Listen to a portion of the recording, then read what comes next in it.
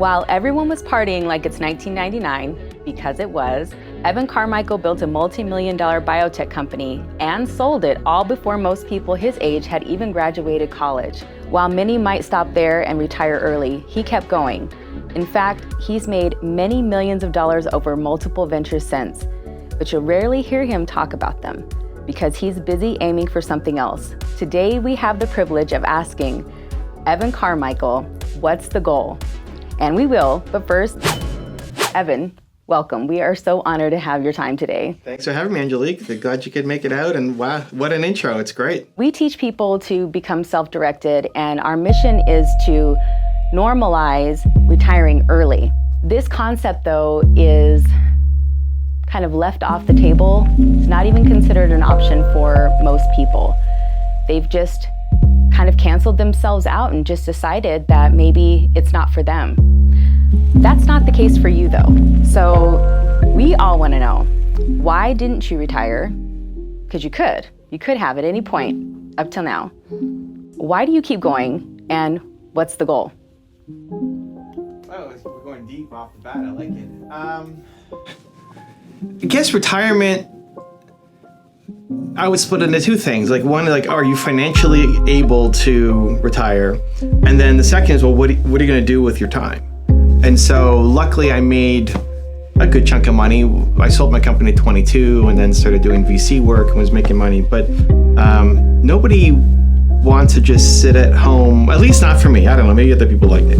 I didn't want to just sit at home and I wouldn't know what to do, just watch TV. I mean, I don't know. I think everybody is built to serve. I think humans are built to serve.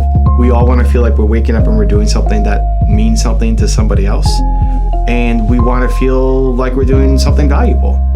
And for me, I'm an entrepreneur, so I do that inside of businesses. I don't know how else to operate. I wouldn't do well in a typical job. I had a couple, tried my best. But I don't see myself ever retiring from being in business and helping people, even though I guess the money side took care of itself a while ago. When you're talking about being 19 and 20 and, selling the company, it feels like a whole other lifetime ago. I'm 43 as of recording this right now, and I still feel like I'm just getting started. And I don't know what else I would do. Like we go on a beach vacation, I'm gnawing my fingertips off, and after one day, it's like, what do you instead of going on a vacation or retiring from a life that you don't like, I'd rather be building a life that I do like.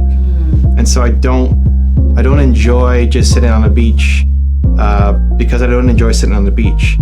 If I think a lot of people are leaving, like nobody wants to sit on the beach forever. Most people are just running away from a life that they don't like. And they should. Like, you should run away from a life you don't like, but you have to move towards something that you do. And so what is that something that you do? And when I sold my company, I traveled and, did a bunch of things, I guess, fun. But it's like, okay, but I still want to work. I still want to serve. I still want to help. I still want to feel like I'm creating value and helping somehow. Even us being here, like I'm here in Arizona. There's been a 3-day event here with Genius Network. We're using their studios here. And I had the afternoon relatively open. Like I just landed and we messaged on X and said, hey, if you're free, let's do an interview, right? Let's do it. But to me, it's also not work.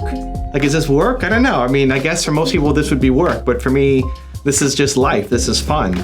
I don't know. Maybe it's work for you. But it's not work for me. This is, hopefully I say something that helps you, your audience, the people here. At least it's my intention, whether it happens or not. And so that idea of waking up every day and feeling like I'm going to do something today that's going to mean something, that's going to matter, and continuing to chase down that life is something that I don't think I ever want to let go of. So I don't ever see myself retiring from doing meaningful work.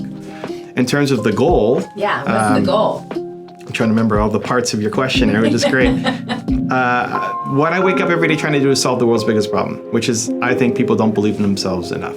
I think whatever you think the world's biggest problem is, it can be solved by somebody. cancer. If cancer is the world's biggest problem, okay. Like the woman who solves cancer could have already solved it by now, but she's a manager in an accounting firm because she never believed in herself enough to go and chase down that opportunity. And it's still my biggest problem, belief in myself to go to the next level. And for all of us, I think it's the biggest problem that we have is our ability to believe in ourselves to do the next step and the next step and the next step. And so that's what I wake up trying to solve. I don't have all the answers, for sure.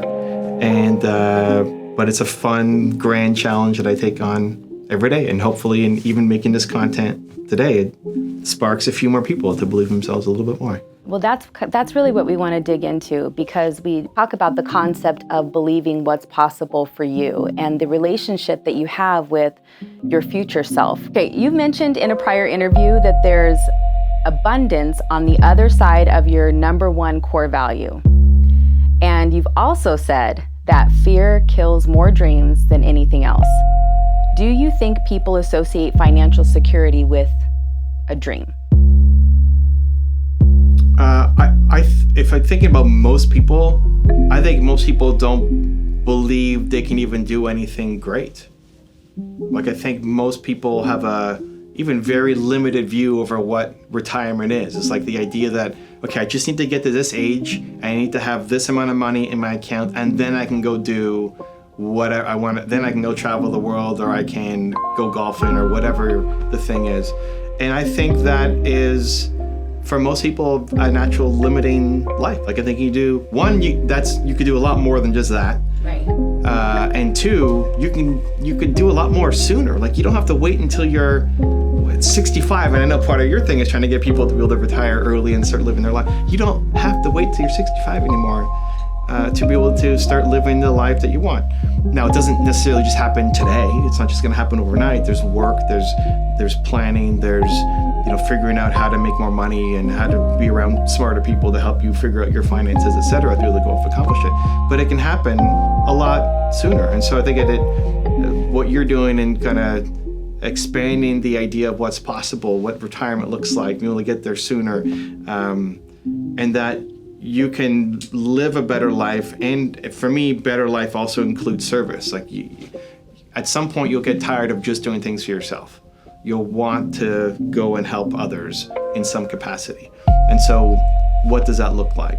And the belief that it's even possible. Because most people are just buried under a mountain of debt, are in a job that they hate, are waking up and driving somewhere that they know they're not being valued. It's not even close to their full potential. Right.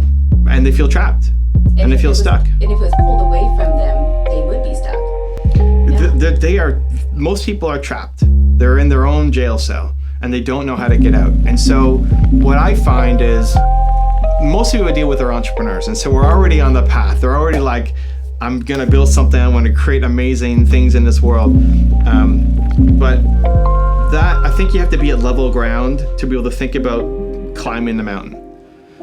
Where most people aren't at level ground yet, they're like buried 6 feet under. Right. And they can't even think about building a dream life. Like, what are you talking about? Like, I can't pay rent next month. How am I gonna go change the world and build this dream life? It's not possible. Yeah. And so you can't, at least I haven't found a way yet to be able to position this beautiful life to somebody who's in a lot of pain. And so the first step, in my view, is just getting somebody who's buried underground to get the ground level, to get some of the tools, to get some of the education, to get some momentum happening, so that then they can feel free to actually dream. Right? It's like when you can't see the sky because you're so buried, how do you imagine climbing this giant mountain? It's just, for most people, it's not possible. And so I try to do that at scale with the content that I create, but also through interviews and one-on-ones and the people I invest into. So I think that's the first step, is like people are so, if you talk about fear being the reason why most people don't take any actions, like they can't even think. They don't give themselves that permission to think bigger because they're so scared and so trapped. It's like if you look at Maslow's hierarchy of needs, if you're starving, you're not thinking about self-actualization. Like, you're starving, you gotta pay your bills. And so it's a very survival mentality because most people are stuck in survival mode. And if you can get them just to base level, then they can go and climb the mountain. Do you think, or why do you think, that so many people are afraid to aim for more than enough, or enough to survive? So if survival is the goal, sometimes survival ends up feeling like winning to some people, and they can't imagine even beyond that it's possible for them. Therefore, winning becomes the goal, or surviving becomes the goal, where you can only do that for so long before you're constantly maybe gasping for air or trying to keep your head above water just to feel like winning, right? Yeah. I think it still just comes down to belief, right? So it's like the belief that, first is the belief that somebody can do it, the belief that it's possible, period, for anybody. Like right. The fact that this is possible for any human, right? Yeah. And that's scary. Like if nobody's ever done this ever, it's really hard to go be the first and say, I'm gonna go and try to and believe in myself to be able to do it. Yeah. That's why when I profile people like Elon Musk or Kanye West or whoever, there may be things that you don't like about them, but the thing that I respect is asking some good questions. I've never told any of these stories. This is great. Yeah, you had me quoting Kanye for a while there. And whether he's delusional or not, but he believes that. There's like a bridge that has to be built there.